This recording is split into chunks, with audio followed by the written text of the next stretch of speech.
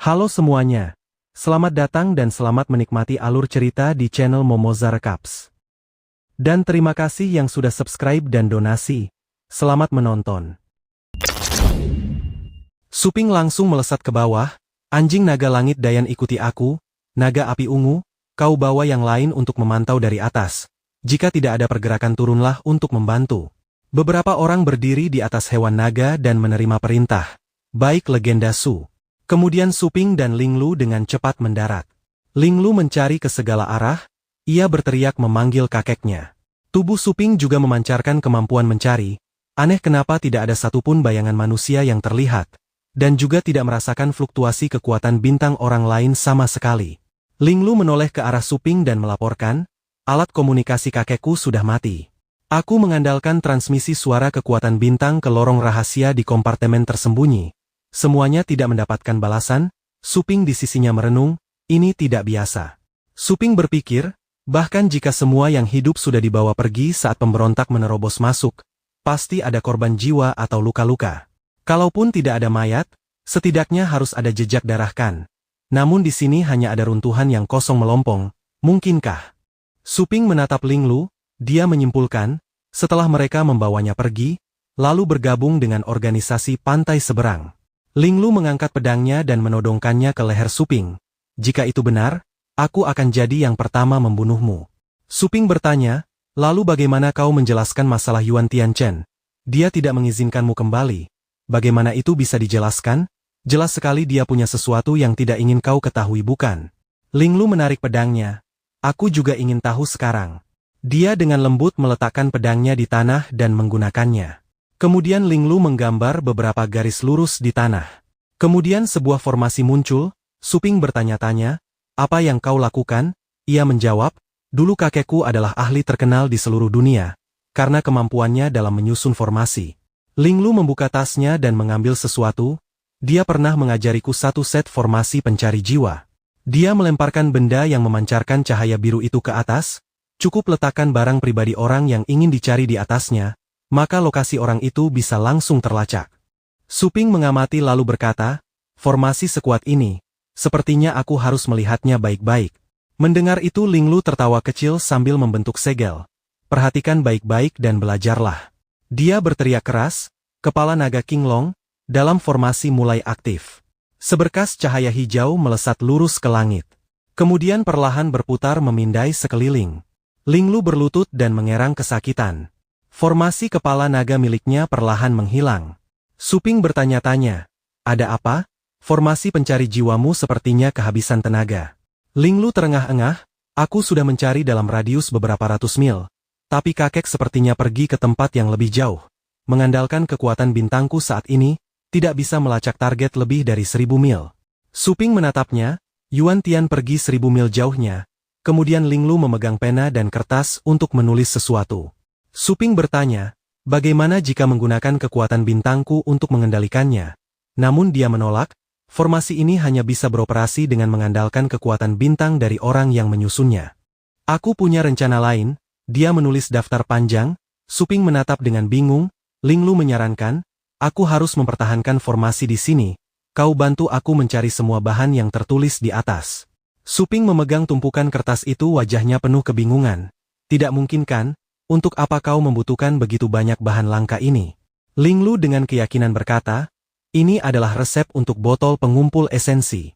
Meskipun kekuatan bintangku sekarang tidak cukup, tapi selama menyimpan energi selama 2 atau 3 hari pasti akan cukup, kita pasti bisa menemukan kakek. Bagaimana hebat kan?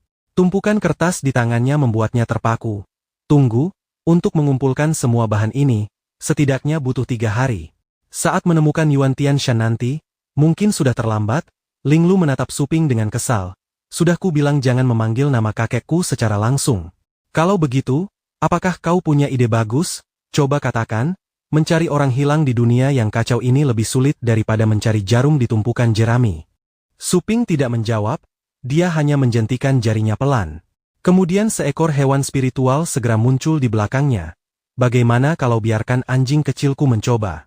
Ia mendekati Linglu membuatnya menatap anjing kecil itu dengan bengong. Panel sistem perlahan memperkenalkan, Indera penciuman hewan peliharaan jenis anjing lebih kuat 1000 kali lipat dari ahli hewan pelacak dengan level yang sama. Entah itu bau pedang, bau mata, bau jantung, bagi mereka semua itu jelas seperti lukisan, sama sekali tidak akan salah. Barang milik kakek Linglu dipindahkan ke hidungnya.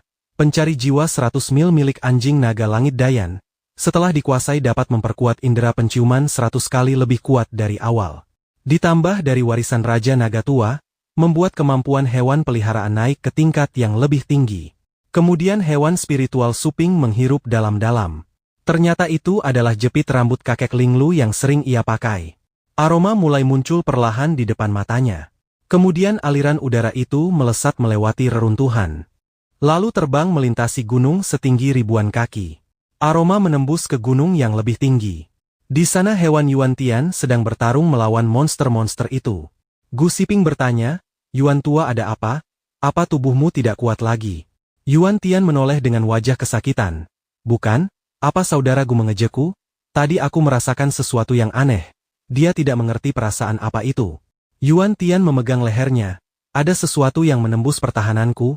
Napas dalam itu membuat tulang punggungku merinding. Gu Siping yang sedang bertarung di depan mencibir dan sedikit tertarik. "Apa maksudmu monster-monster buas yang ingin menelan kita hidup-hidup ini? Apa mereka menangkap kelemahan kita hanya dengan mengendus?" Yuan Tian tidak terlalu memedulikan hal itu, bukan monster-monster ini tapi keberadaan yang lebih jauh. Karena aku sama sekali tidak bisa membalikan arah untuk melacak lokasinya. Yuan Tian membelalakan mata, terlalu aneh, gunung ini adalah rahasia tertinggi Bintang Biru, salah satu lokasi penting berlevel tinggi. Tangan Gu Siping menyusut, seberkas cahaya keemasan entah dari mana muncul. Di seluruh zona Namasia, hanya ada 2 orang kuat, yaitu aku dan kau. Tiba-tiba Raja Naga Dayan muncul, Suping dan Linglu menunggangi naga itu di atas. Suping tersenyum sangat cerah. Akhirnya sampai. Sepertinya anjing kecil ini tidak salah jalan. Linglu mengagumi, cepat sekali, kemudian memanggil kakeknya. Melihat cucu perempuannya, Yuan Tian sangat terkejut, linger.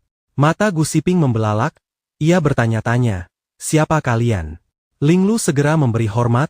"Junior Linglu, hormat saya kepada Kaisar Naga legendaris Gu." Senior Gu Siping berdiri di tempat menatap keduanya. Suping merenung, rencana awal adalah mencari Yuan Tian sebagai asisten.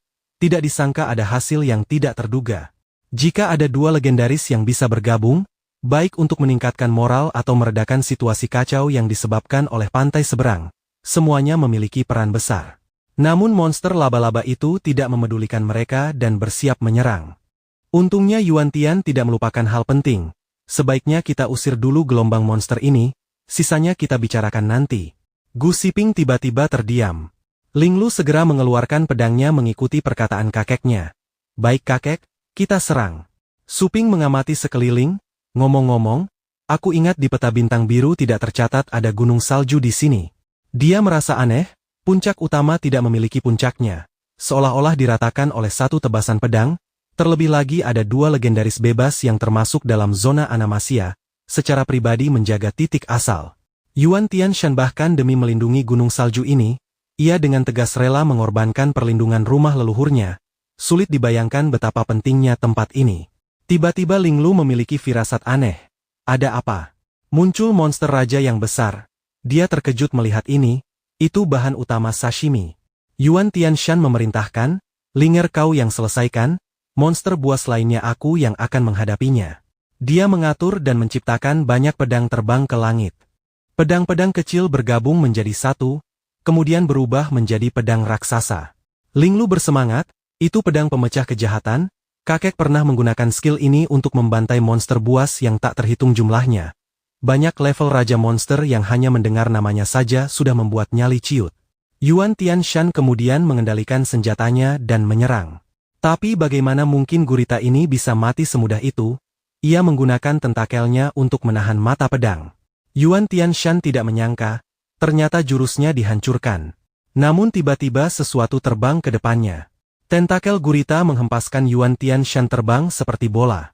Guping segera menerjang, "Yuan tua, dulu kau bisa menggunakan ini dengan satu tangan. Apa kau masih punya luka lama? Jangan terlalu memaksakan diri." Dia menatap Suping, "Anak muda ini bisa menemukan tempat ini. Membuktikan kau pasti punya beberapa cara. Tidak perlu rendah hati lagi, datang dan bantu kakek ini, bunuh monster buas berusia 1000 tahun ini. Suping tanpa basa-basi langsung menerjang maju. Baiklah. Suping memanggil tubuh gagak emas, kemudian mencengkeram 2 tentakel gurita, tubuh dewa gagak emas muncul. Segera setelah itu tentakel lainnya menyerbu untuk menyerang Suping, 10 jari terluka, lebih baik putus 1 jari dan langsung lakukan. Suping menggunakan tinju dewa penggetar iblis formasi kedua. Dalam seketika memotong 2 tentakel monster itu. Segera setelah itu ia menghantam tanah dengan pukulan keras. Ling Lu terperangah, terpaku melihatnya. Gaya tinju ini benar-benar dominan. Ia masih berusaha bertahan, monster raja raksasa ini bahkan hampir terlempar. Setelah berjuang akhirnya ia juga berhasil bangkit. Suping merasakan ia akan menyerang balik, ia bertanya-tanya, apakah itu racun tulang yang disemprotkan? Tapi entah apa yang terjadi, muncul bekas hangus di tubuh gurita, membuat Suping bingung. Ia kesakitan dan marah, suara auman yang mengguncang langit terdengar seperti guntur. Ternyata tadi adalah Guping, bagus sekali, kakek ini berhasil menangkap celah yang lumayan besar, hanya saja beberapa jurus ini tidak mematikan. Selanjutnya kakek ini akan memberimu kesempatan. Yuan Tianshan saat ini berjuang untuk berdiri dan memanggil Linger. Ling Lu berjalan mendekat dengan cemas untuk membantunya. Kakek Anda terluka parah, tolong jangan memaksakan diri. Yuan Tian bertanya pada Ling Lu, kenapa kau ada di sini? Bukankah aku menyuruhmu pergi berlindung ke kota basis lain, kenapa tidak patuh? Yuan Tianshan berkata dengan marah, bocah bau, apakah Suping yang memaksamu ke sini? Ling Lu menunduk dengan pahit, jika itu Anda yang dulu, apakah Anda akan membiarkan monster buas itu begitu lancang? Yuan Tianchen terkejut mendengar kata-kata itu, apa katamu? Ling Lu menjelaskan, bukan karena dipaksa oleh Suping, juga bukan karena kebenaran besar apapun, Linger hanya ingin kakek bangkit kembali. Jadi meskipun aku melanggar perkataan Anda, tidak ada yang perlu disesali, ternyata ini alasan utamanya. Yuan Tianshan marah, bajingan, maksudmu kau membawa Suping ke sini hanya untuk menyembuhkan lukaku saja. Apa kau tahu masalah sebesar apa yang kau timbulkan? Ling Lu tidak menyangkal. Benar, selama kakek sembuh, Linger bahkan rela menerima hukuman apapun. Mendengar itu sepertinya Yuan Tianshan tidak tega terhadap cucu perempuannya yang manis ini. Ia tidak bisa berbuat apa-apa lagi. Yuan Tianshan melampiaskan amarahnya pada beberapa monster buas di belakang. Yuan Tianshan berpegangan, ayo bangun hadapi dulu gerombolan monster ini. Saat ini Suping dan Gu 11 Ping sudah berhasil membersihkan kepala gurita. Di bawah Yuan Tianshan dan cucunya juga tidak berdiam diri. Setelah usaha tanpa henti, gerombolan monster buas akhirnya mundur. Ling Lu menatap pemandangan itu dengan puas, mereka lari, akhirnya aman. Kakek, apakah di sini sering ada monster buas yang menyerang? Tempat ini dingin dan jauh. Yuan Tianshan mengingatkan, jangan bertanya hal yang tidak seharusnya ditanyakan. Baiklah, selanjutnya mari bicara yang penting. Yuan Tianshan berkata dengan dingin. Ada apa? Suping langsung berbicara, aku punya cara untuk menyembuhkan lukamu. Namun belum sempat selesai bicara, entah melihat apa, wajahnya menjadi begitu ketakutan. Sedangkan mereka berdua hanya sibuk berbicara dan tidak menyadari bahaya yang datang dari belakang. Asal aku mau, bukan hanya bisa membuatmu memulihkan kultivasi, bahkan bisa membuat kultivasimu lebih kuat dari sebelumnya. Saat Suping belum sempat menyelesaikan perkataannya, Ling Lu sudah menyelamatkannya, hati-hati. Seberkas cahaya melintas membuatnya membelalakan mata. Kemudian sebuah ledakan super besar terjadi di atas gunung salju.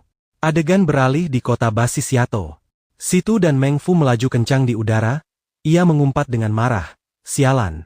Meng Fu mengingat kembali kejadian tadi, benda apa itu sebenarnya? Bisa menghancurkan 3 harta rahasia dalam sekejap, hampir saja merenggut nyawaku, Tang Ruyan itu ternyata masih menyembunyikan kartu as seperti ini.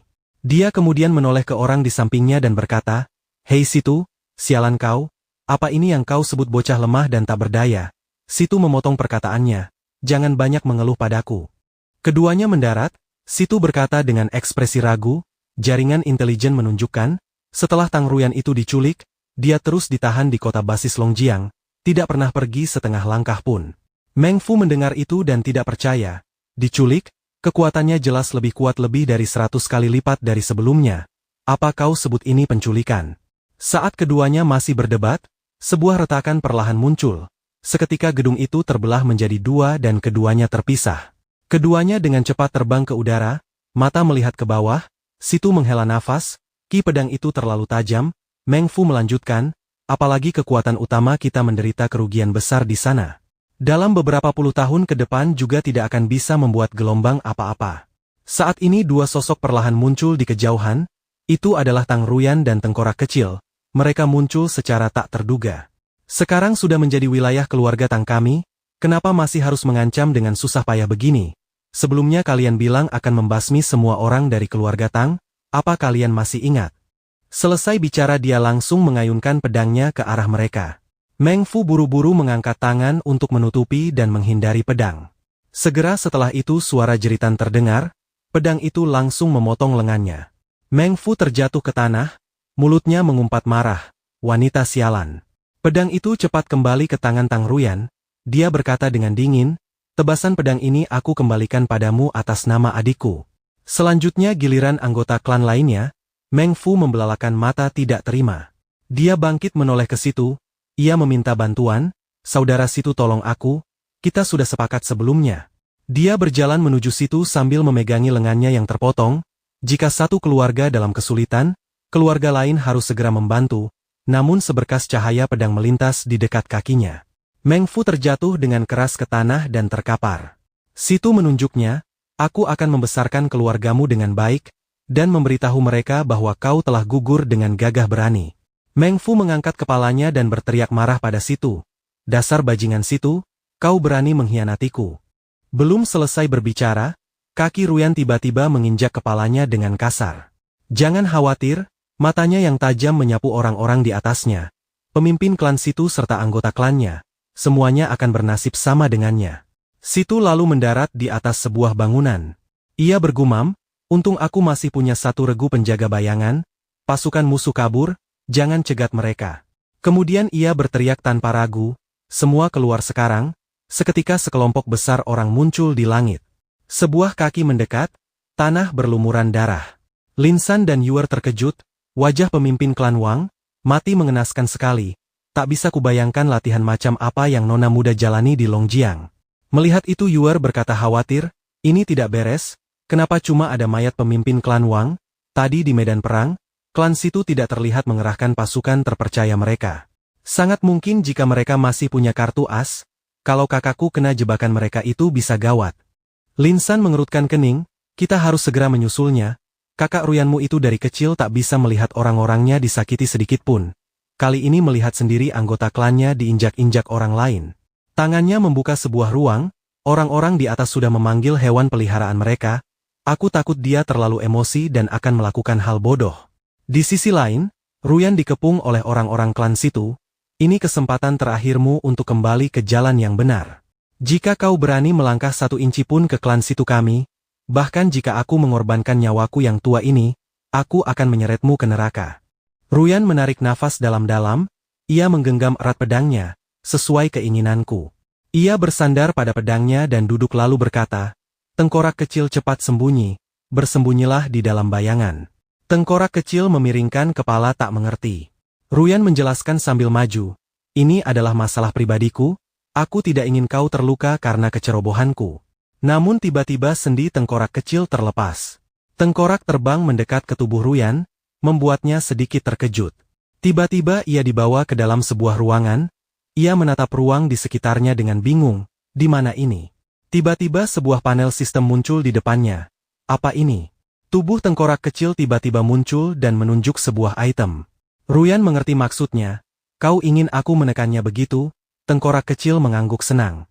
Ia dengan lembut menekan layar virtual. Tiba-tiba sebuah tornado besar muncul entah dari mana.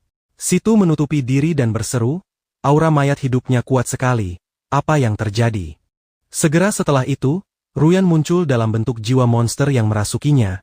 Mereka langsung panik, itu wanita dari klan Tang, ia sudah bergabung, apakah dia itu master hewan tempur tingkat legendaris? Kemudian Ruyan dengan cepat menerjang kerumunan. Tiba-tiba siluetnya menghilang seketika. Mereka langsung saling mengingatkan, hati-hati, wanita itu sudah tidak terlihat, namun ia melintas cepat, menebas berkali-kali. Kemudian sebuah garis lurus terbentuk, sosok berambut putih melintas, meninggalkan semua orang terpaku. Seseorang melihat goresan pedang di sekujur tubuhnya. Ia terkejut, apa? Darah perlahan mengalir dari goresan pedang, ia berteriak tak percaya. Ternyata dia bisa menebas sebanyak ini dalam sekejap mata. Detik berikutnya semua orang terpotong menjadi beberapa bagian. Ini adalah teknik pedang reinkarnasi bintang kekacauan. Melihat itu, Situ ketakutan dan buru-buru berbalik untuk melarikan diri. Bagaimana mungkin, jurus ini bukan mengandalkan hewan tempur.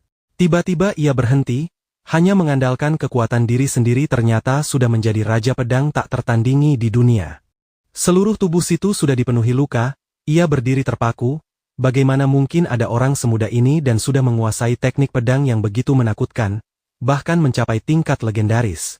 Beberapa tetes darah menetes, ia berteriak, "Aku mati tidak tenang." Beberapa saat kemudian sepasang sepatu hitam muncul. Lin San berdiri di depan semua orang dan berkata, "Jangan ada yang naik dulu." Yuer bertanya dengan rasa ingin tahu, "Apa yang kalian lihat?" Di depan mereka, ada siluet seseorang berdiri di atas gunung mayat dan lautan darah yang mengerikan. Yuer buru-buru menutup mulutnya. Ia menunjuk ke kejauhan, "Ya Tuhan, bau amis darahnya kuat sekali. Rasanya mataku hampir tidak bisa terbuka." Ia mengingatkan semua orang, di tumpukan mayat itu, sepertinya ada seseorang di kejauhan, punggung Ruyan berdiri di tengah angin. Begitu selesai bicara, mereka melihat dengan jelas ada seorang gadis berdiri di sana dengan dua tanduk dan rambut putihnya berkibar di embus angin. Ia menoleh, tatapan matanya tajam ke arah kerumunan. Lin San mengerutkan kening, dia memperhatikan kita, Yuer berseru, "Itu kakak." Lin San menunjukkan ekspresi tegang penuh kewaspadaan. "Bukan? Aura orang itu sama sekali tidak terasa seperti Ruyan, jangan lengah, sangat mungkin itu orang-orang klan Situ." Dari atas gunung mayat, ia tiba-tiba mengangkat kaki. Kemudian ia berjalan mendekat ke arah kerumunan. Orang-orang di sana langsung tegang memasuki mode siaga, orang itu datang mendekat, aura pembunuh yang mengerikan. "Pemimpin klan, bagaimana kita harus menghadapinya?" Lin San menjawab, "Aura yang dipancarkan lawan sepertinya tingkat legendaris. Kalau itu orang-orang klan Situ maka itu bisa gawat." Kemudian banyak portal spasial terbuka, ia langsung mengingatkan semua orang, "Semua anggota bersiaplah untuk bertempur." Semua orang serempak menjawab, "Siap." Tiba-tiba zirah dan topeng perlahan menghilang. Kemudian wajah Ruyan perlahan terlihat, ia memejamkan mata dalam keadaan pingsan. Lin San terkejut, "Itu Ruyan?" Orang di sampingnya tak bisa menahan kegembiraan. "Bagus sekali, nona muda baik-baik saja." Pria itu segera berbalik dan berkata kepada orang di belakangnya, "Tarik semua hewan tempur, itu nona muda kita, para ahli klan Situ sudah dibereskan oleh nona muda." Ruyan tiba-tiba terbangun, Lin San menatapnya dengan serius, "Ruyan, kau sendirian mengejar dua pemimpin klan, itu terlalu gegabah. Jika terjadi sesuatu, ayahmu akan segera datang dari markas dan mengulitiku." Ruyan menunjukkan penyesalan, "Paman saya terlalu impulsif." Ia berkacak pinggang tertawa terbahak-bahak, "Aku bercanda, Ruyan, kau telah melakukan yang terbaik." Semua orang juga memuji, nona muda sudah menggunakan skill gabungan manusia dan hewan. Itu membuktikan kekuatannya sudah menembus tingkat legendaris. Ini adalah peristiwa besar yang terjadi untuk pertama kalinya dalam 100 tahun keluarga kita. Bagus sekali, klan Tang kita akhirnya memiliki legendaris. Mereka tidak menyadari sebuah tengkorak perlahan tenggelam ke dalam tanah tepat di belakang Ruyan. Anggota klan lainnya terus bersorak. Nona juga sudah memiliki tempat berpijak di dunia yang kacau ini. Hidup nona muda, hidup Ruyan yang legendaris. Ruyan kebingungan ingin menghentikan. Masalahnya tidak seperti yang kalian kira. Ruyan berteriak dalam hati, "Tengkorak kecil, jangan main-main denganku. Cepat keluar, kalau tidak aku sendiri tidak bisa menjelaskannya." Tangan tengkorak kecil melambai berpamitan, lalu dengan cepat menghilang. Ruyan melirik ke belakang dengan cemas. Apakah tengkorak kecil juga tidak bisa mengatasi situasi ini? Ia melihat pemandangan di depannya, semua orang tak henti memuji dirinya.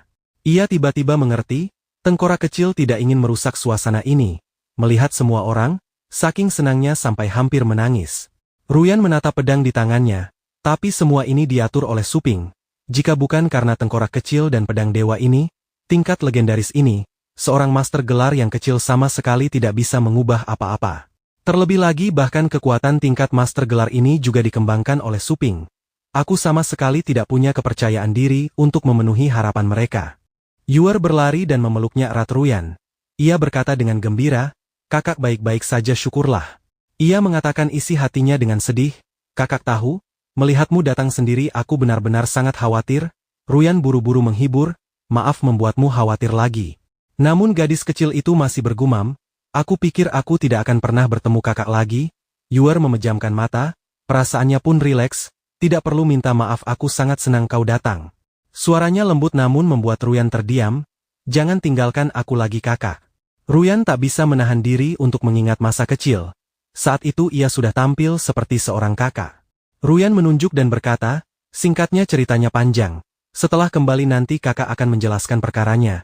Yang paling penting sekarang adalah menggeledah harta karun keluarga situ. Tak lama kemudian sebuah pintu terbuka, yang terlihat adalah sebuah gudang harta yang besar. Seluruh ruangan berkilauan emas, Ruyan dan semua orang masuk bersama. Ini adalah harta karun klan situ yang terkumpul selama 100 tahun, harta langka dan aneh. Ini sangat megah, seru Yuer. Lin San memerintahkan, kuras habis semuanya. Jangan tinggalkan apapun. Ia tiba-tiba melihat ke pot kecil, pohon roh bintang milik keluarga kita yang hilang bertahun-tahun, ternyata ada di sini. Si tua bangka itu merawatnya dengan sangat baik. Tiba-tiba seseorang memanggilnya untuk melapor, pemimpin klan, ditemukan sebuah pintu yang tersembunyi oleh harta rahasia. Ruyan melihat ke sana dengan ragu, lalu tanpa sadar berseru, ruang rahasia. Lin San memerintahkan buka. Orang itu menjawab, siap, kemudian tangannya mendorong pintu. Ketika pintu terbuka Ruyan sangat terkejut. Di ruangan rahasia itu muncul banyak pria terikat. Seluruh tubuh penuh luka, siapa orang-orang ini? Mereka melihat sekeliling lalu masuk ke dalam. Pada saat yang sama, Ruyan mulai menebak.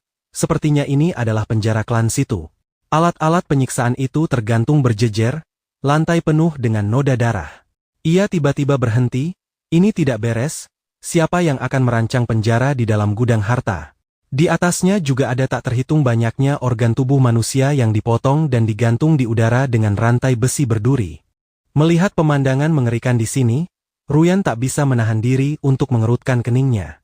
Dan lagi ini adalah penjara, ia berkata dengan tenang, ini terlalu berlebihan.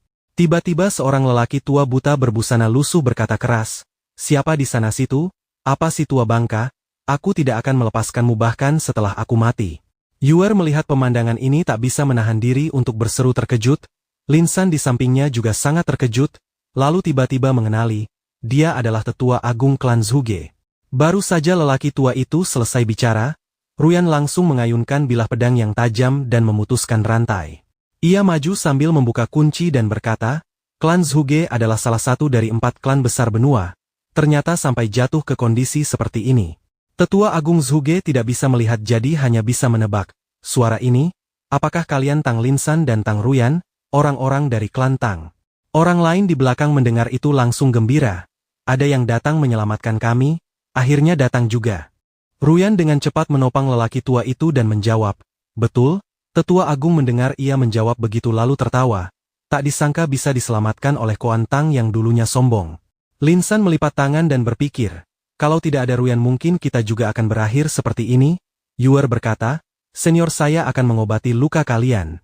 Ruyan tiba-tiba bertanya, klan itu berkolusi dengan dunia lain, memiliki kemampuan untuk mengubah orang lain menjadi kristal energi. Saya ingin bertanya, mengapa mereka sengaja bersusah payah memenjarakan kalian, begitu banyak orang di sini? Penetua Agung Zhuge mendengar ini juga menjawab, sejujurnya karena kami masih memiliki nilai. Kemudian lelaki tua itu teringat pada kekuatan-kekuatan besar itu dan kembali berbicara, leluhur kami sangat ahli dalam menciptakan hewan peliharaan kontrak. 100 tahun yang lalu menciptakan sebuah metode rahasia unik yang merupakan sandaran klan Zhuge kami dari generasi ke generasi, untuk berdiri tegak sebagai salah satu dari 4 klan besar. Lin San berpikir dalam hati, hewan jiwa kontrak, kudengar metode rahasia ini mengandalkan darah dan daging master hewan tempur sebagai pemicu, master hewan tempur sebagai medium untuk memurnikan jiwa hewan. Berbeda dari hewan peliharaan biasa, selama master hewan tempur masih ada, tidak peduli jiwa hewan itu menderita luka apapun, ia sama sekali tidak akan mati dan hancur. Yuer mengerutkan kening, hewan jiwa kontrak roh, saya pernah mendengarnya. Apakah klan Zhuge ingin memanfaatkan karakteristik jiwa hewan yang abadi untuk terus-menerus mengeksploitasi dan memurnikan mereka? Tetua Agung Zhuge selesai mendengarkan tidak buru-buru menyangkal. Betul, jika bukan karena artefak sihir tingkat legendaris cawan penghisap jiwa yang menyerang diam-diam, bagaimana mungkin klan kami takut pada klan situ dan klan Wang yang kecil itu? Ruyan tiba-tiba mengerutkan kening mendengar itu, Lelaki tua itu berkata lagi, pada akhirnya, pemimpin klan kami dengan mudahnya percaya pada omong kosong si tua bangka itu. Lalu menyerahkan jiwa hewan mereka sendiri, karena sudah bekerja sama, mereka bisa menyelamatkan nona muda klan kami agar tetap hidup.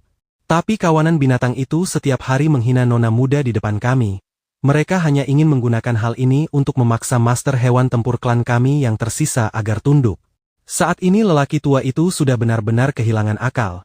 Pemimpin klan dan nona muda kami memanfaatkan kelengahan. Mereka menyatakan tekad dengan kematian, aura jiwa juga meledak dari tubuh memerintahkan, kami sama sekali tidak boleh mengulangi kesalahan yang sama.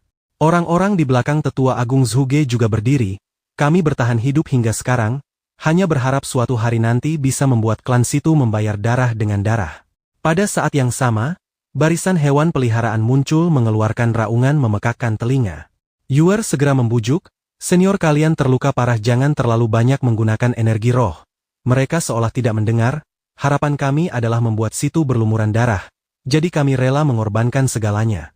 Tiba-tiba pedang menghujam tanah, mengeluarkan suara melengking. Pedang harta karun Ruyan memancarkan energi tanpa batas, membuat mereka semua merasakannya. Ia melihat pedangnya lalu mulai merendahkan suaranya, klan situ atas dan bawah lebih dari 1.200 jiwa, semuanya sudah mati di bawah pedang ini. Orang-orang klan Zhuge mendengar itu sejenak tak bisa berkata-kata. Ruyan berkata dengan tenang, jika ragu lihat saja di luar. Mengenai luka-luka kalian, akan ditangani sepenuhnya oleh tabib tingkat tinggi dari klan kami, akan sembuh dalam 1 bulan. Jika ada kesulitan lain juga bisa memberitahuku klan Tang akan menyelesaikannya. Para sesepuh sekalian silakan fokus menyembuhkan luka. Begitu selesai bicara mereka langsung menunduk, terima kasih banyak Nona Tang, kebaikan ini akan kami ingat di masa depan. Jika ada hal yang membutuhkan bantuan kami pasti akan menerjang api dan air tanpa ragu. Yuer menyaksikan adegan ini tak bisa menahan diri untuk menghela nafas. Dalam hati ia berkata, kakak hebat sekali. Dalam sekejap sudah menenangkan klan Zhuge yang kehilangan pemimpinnya. Lin San berpikir, setelah mencaplok klan Situ dan klan Wang, ditambah master hewan tempur tingkat tinggi dari klan Zhuge untuk mengisi kekuatan, klan Tang kita sudah memiliki kualifikasi untuk menjadi keluarga besar terkemuka di benua. Saat Ruyan sedang mengerahkan tabib untuk mengobati semua orang, ia masih tak segan memujinya. Ini adalah pencapaian yang bahkan para pemimpin klan dari beberapa generasi telah mencurahkan seluruh upaya mereka namun gagal meraihnya. Menyaksikan sendiri kekuatan kohesif yang besar ini, Lin San tak bisa menahan diri untuk berseru. Sekarang hanya dengan kekuatannya sendiri, Ruyan sudah menyelesaikannya. Saat ini Ruyan mengerutkan keningnya, menatap tajam pasukannya. Tiba-tiba ia mendengar sebuah panggilan. Setelah mendengar itu ia segera berbalik dan menatapnya dengan heran. Ada apa paman? Lin San tertawa terbahak-bahak, tidak perlu sungkan, di wilayah kita tidak apa-apa jika lebih santai. Ia mengerti setelah mendengar itu dan memberi hormat dengan mengepalkan tangan. Baik. Selesai bicara ia bertanya lagi, apa kau tahu mengapa klan harus melatihmu dan Yuer? Ruyan mengerti maksudnya dan segera menjawab, keluarga berharap kita bisa memiliki kemampuan ekspansi eksternal, dan manajemen internal yang toleran, menyelesaikan rencana besar menguasai benua. Lin San menatap kejauhan dan mengangguk, benar, tapi sekarang ambisi zona benua ini masih terlalu kecil. Ruyan kau belum menjabat, kau hanya menyempatkan diri pulang sebentar tapi sudah mencapainya.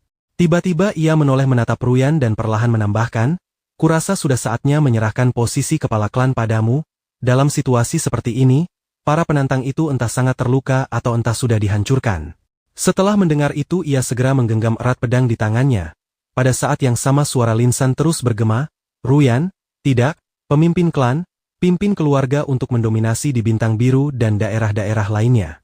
Begitu ia selesai bicara wajah Ruyan bersemangat, baik paman, karena posisi kepala klan sudah diwariskan kepada Ruyan, maka sekarang semua kekuatan militer klan akan diatur olehku, benarkan. Melihat reaksinya yang begitu kuat, membuat Lin San sedikit terkejut, tentu saja, apa rencanamu selanjutnya? Ruyan mengelus pedangnya dan berkata dengan dingin, kumpulkan semua pasukan, bersihkan semua sisa-sisa pemberontak dan sisa-sisa Bian. Lin San terkejut, Ruyan tunggu sebentar, Ruyan berkata, panggil aku kepala klan. Lin San terdiam sejenak menelan ludah. Lalu cepat-cepat berkata, kepala klan, kita juga bukan dermawan, kesempatan ekspansi yang sangat langka ini mengapa harus digunakan untuk melakukan hal yang tidak menguntungkan. Ruyan tidak terburu-buru bicara, hanya menatap tujuan yang ingin ia capai. Karena inilah yang diinginkan orang itu, ia bersedia melakukan apapun sesuai keinginannya. Asalkan itu keinginan orang itu, aku akan melaksanakannya tanpa syarat. Aku ingin menjadi pedangnya yang tajam. Terima kasih buat teman-teman yang sudah menonton. Jangan lupa untuk bantu support channel ini ya, dengan cara klik subscribe dan like video-video terbaru Momoza Recaps. Oke, terima kasih, sampai ketemu di next video ya.